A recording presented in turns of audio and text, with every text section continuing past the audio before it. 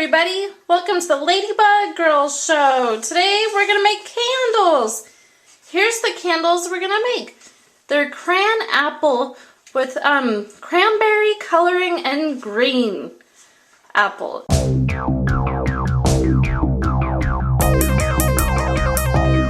Okay, so here are the items you will need for this project.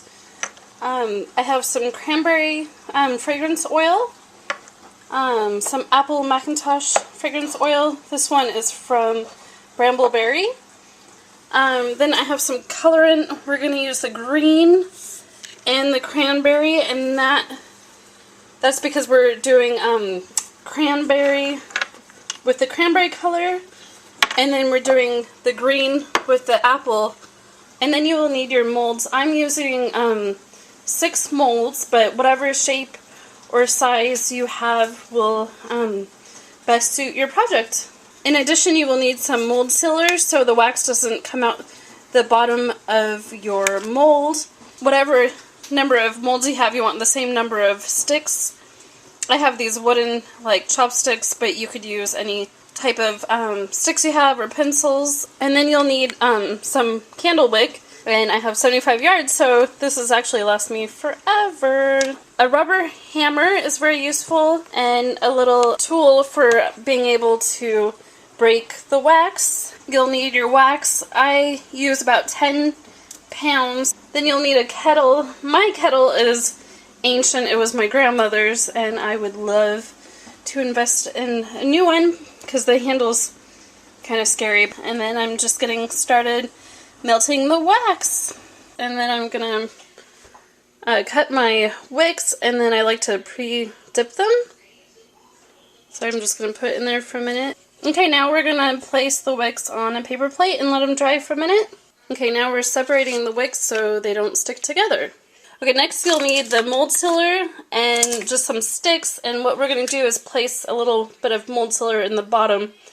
And then one thing to know is you don't want to tie a knot on the bottom of the mold, because the bottom is actually the top of the candle when you take it out of the mold. Learn from my experience. And then the top, I just use the stick and then wrap the wick around the stick. Okay, this is my friend Genevieve, and she's helping me make candles today. Hi. It works best if you kind of putty the sealant up and make sure you get a nice tight seal around. And press down real hard so you don't have any wax melt out. Okay, we're just finishing up the last of our molds. There's this one, and then we have all these other pretty ones. Okay, we just took the cutting board out and we put it on the ground so we can cut up our wax. We need little chunks to be able to fit in our container. Now we're melting the wax. After the wax has melted, you want to add your color. We're going to do cranberry. I just cut off 2 slices. Now we just added some of the Cranberry Joy fragrance oil to our cranberry candles. Yeah.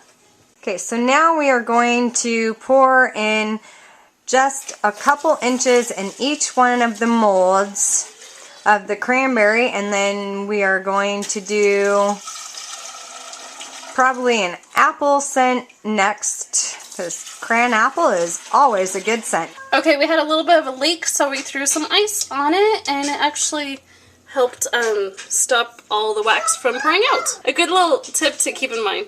Here we have Hilda making color cubes to add depth and variety to your candles. She's making white color cubes, but you can do this with any color you choose.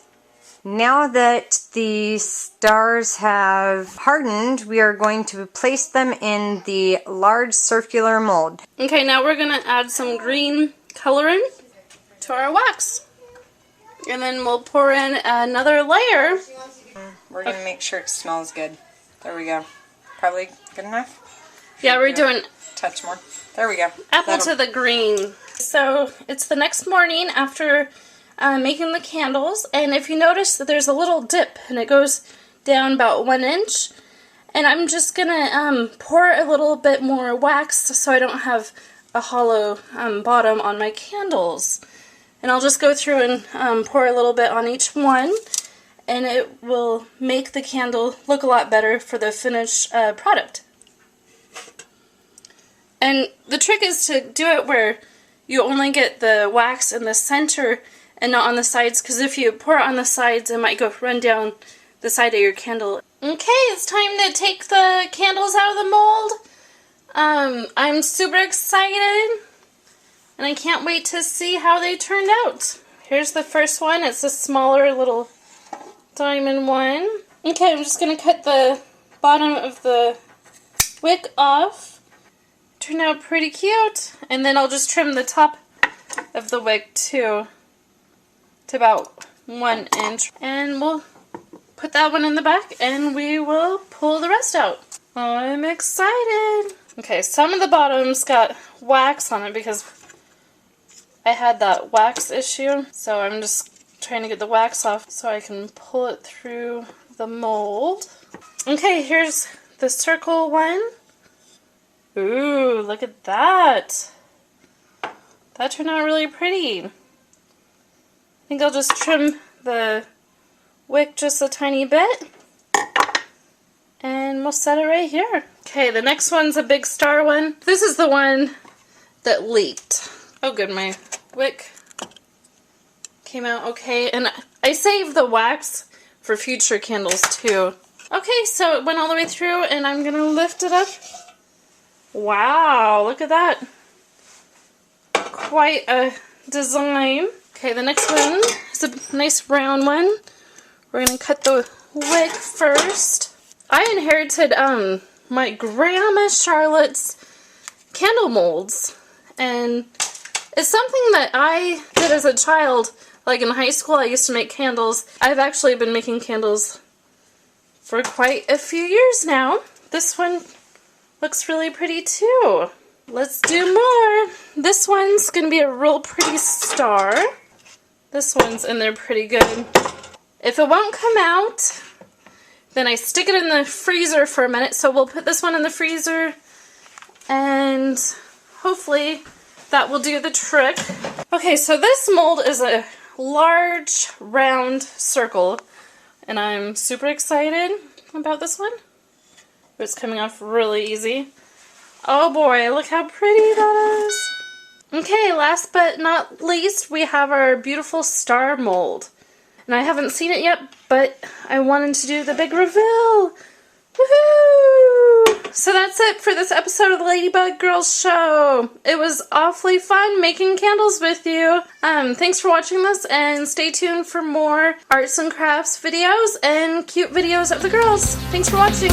Bye!